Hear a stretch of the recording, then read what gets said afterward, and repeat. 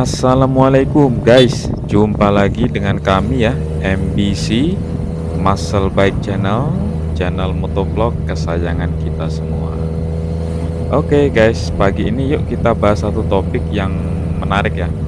Jadi topiknya itu sebuah pertanyaan guys.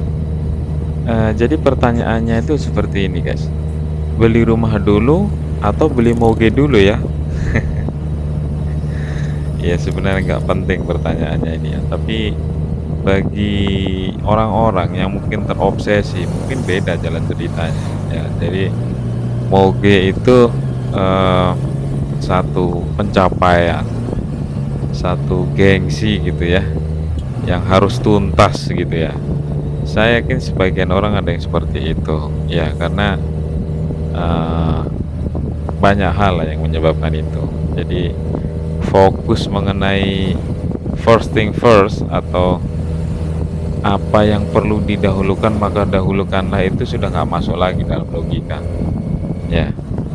Kenapa? Karena kalau kita berpikir secara logik saja dan, umumnya ya, orang itu akan mendahulukan kebutuhan primer dong, ya. Kebutuhan primer itu apa? Sandang, pangan, dan papan. Nah, di poin ketiga, papan itu maksudnya rumah atau tempat tinggal. Jadi karena itu karena dia masuk dalam kebutuhan primer, maka nggak usah mikir sebenarnya. Yang pasti beli rumah dulu dong, supaya bisa ada tempat berteduh, ada tempat untuk tinggal, ada tempat untuk bangun keluarga, ya kan? Tapi untuk orang-orang yang obses dengan something ya, nggak hanya moge gitu ya, bisa jadi mobil, ya kan? Nah, banyak tuh di Jakarta itu. Waktu saya kerja di Jakarta, kawan-kawan saya itu beli mobil dulu sebelum beli rumah gitu.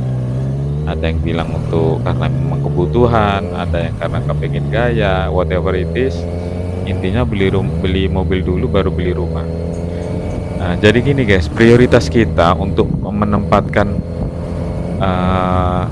mana yang kita kerjakan dulu itu bisa menentukan, kondisi keuangan kita di masa depan. Jadi misalnya kita lebih milih untuk membeli moge dulu atau kendaraan dulu daripada rumah, maka bisa dipastikan bahwa, akan banyak uang kita yang tersedot untuk kendaraan kita. Kenapa? Karena setelah kita beli moge, setelah kita beli mobil gitu ya, tidak putus sampai di situ, kita harus, mengeluarkan biaya maintenance mobil itu ya.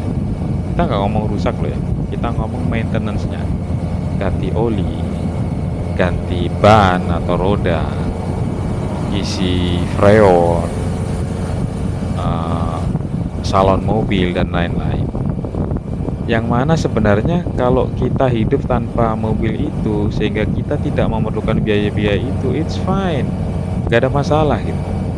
Beda halnya kalau kita beli mengutamakan kebutuhan primer. Kita beli rumah, ya. Nah, setelah itu justru kita mungkin akan bisa, mengurangi pengeluaran yang sebelumnya ada. Misalnya kontrak rumah misalnya.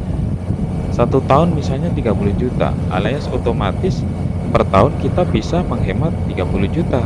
Nah, jadi, hal-hal semacam itu akan dikali sekian tahun akan menghasilkan jumlah yang besar kalau dilihat-lihat. Jadi yang satu mengutamakan membeli kendaraan, moge atau mobil yang akan membuat uangnya banyak tersedot untuk maintenance, untuk kerusakan.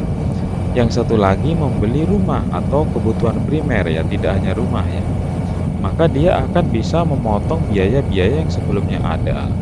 Di samping itu, kebutuhan primer seperti rumah itu di samping dia bisa meminimalkan biaya, yang lain, bisa tidak ngontrak lagi, dia juga punya keuntungan apa, harga rumah kan setiap tahun naik ya. Nah, itu lagi. Jadi ibaratnya kalau yang pilihan pertama kita beli kendaraan, kita semakin, mengeluarkan uang, sementara untuk rumah kita semakin meminimalkan pengeluaran, plus kita memiliki nilai tambah dari rumah atau tanah yang harganya semakin naik.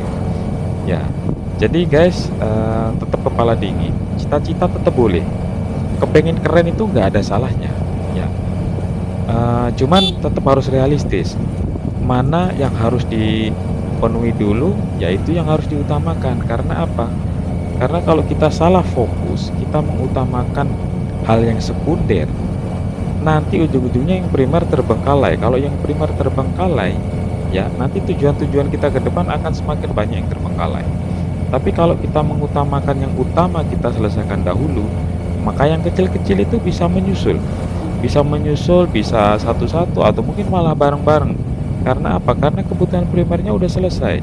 Jadi ibaratnya tanggung jawab kita yang utama itu sudah tuntas. Jadi yang selain itu sekunder itu nanti akan kita bisa penuhi sambil lalu gitu ya. Nah, jadi buat kawan-kawanku semua, tips dari saya adalah rencanakan ya, tujuan-tujuan masa depan kita dengan baik ya, supaya kita tidak berputar-putar mengejar sesuatu yang sebenarnya tidak urgent, tapi kita lihat itu sebagai sesuatu yang urgent dan mendesak, yang akhirnya justru malah membuat apa yang benar-benar penting, urgent, itu malah terkesampingkan, terlupakan, sehingga nanti ke depan dia akan muncul lagi tapi di saat kita sudah kesulitan gitu. Jadi misalnya kalau kita telat beli rumah, satu saat kita akan tetap butuh rumah. Tapi nanti kalau misalnya kita sudah terlalu tua untuk bisa nyicil rumah, beli tanah, nanti malah udah nggak kebeli. Jadi mungkin sampai tua pun kontrak.